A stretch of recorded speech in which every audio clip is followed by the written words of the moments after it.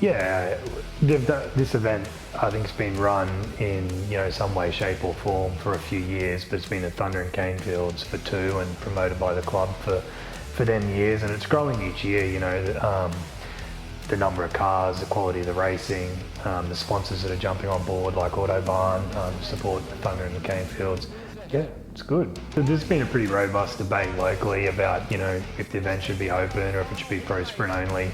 I understand both sides of the story, but I think we are an LS-based class up here. That was what brought sprint cars back. That's the agreement between the drivers, and I think if it wasn't this year, it was always going to be next year that it was pro sprint only. And sometimes you just got to do these things, and I do probably feel it's the right decision, and it will continue to build from here.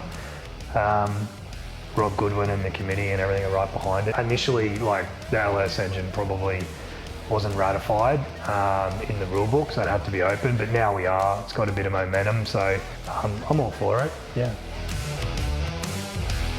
For me, it was probably my first real race against out-of-towners. I mean, we had something similar the year before and I had car problems, and I was pretty primed to do well last year, and lost an engine on the first night, and it was really disappointing. But to sort of race well from there, being down on points and to place in a couple of the features and then come second overall, that was a big achievement for our team, and I'm pretty proud of that given the circumstances. It would have been able to put together 4 solid nights, but to have a night 1 like that and to come back, yeah, pretty proud of that.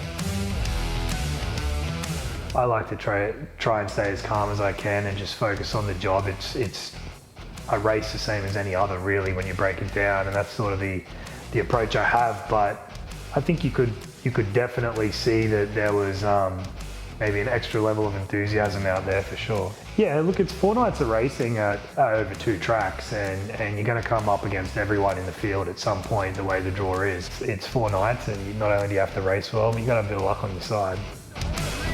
Going into a series of massive flips as a helicopter ride into the catch fence. It took a lot out of us last year, and we raced 2 cars. This year we'll be racing 1 car, probably for that reason. I'll be driving, Dad will jump on the spinners, but I mean, in short, it takes a lot if you're not a pro team and you're not used to it. I mean, we all work full time, this is our hobby. So, you got to be prepared mentally and physically as a driver. The car's got to be prepared, your spares got to be ready. Your teams and drivers got to be in sync, everyone knows their role, and it's a big 7 days if you want to be serious about it, but it takes a toll on everyone, and you can't do it without the team. And I mean, I'm pretty grateful for that. I got a really good team.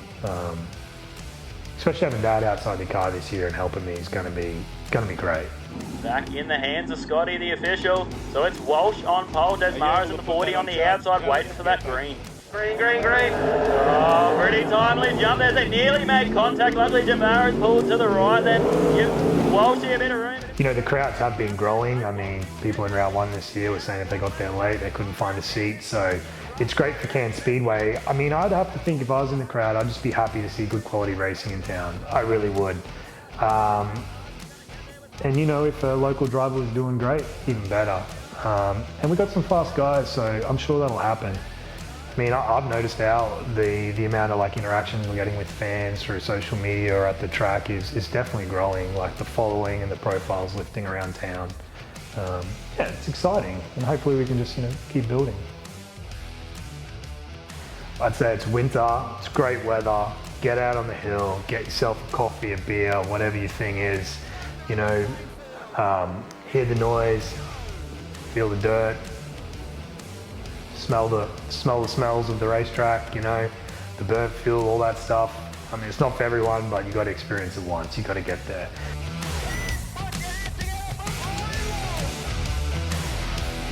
Brian Walsh, NQ3 from Walsh Racing Team. Get down to the Autobahn, Thunder and the Canefields at Cairns Speedway. Support your local drivers.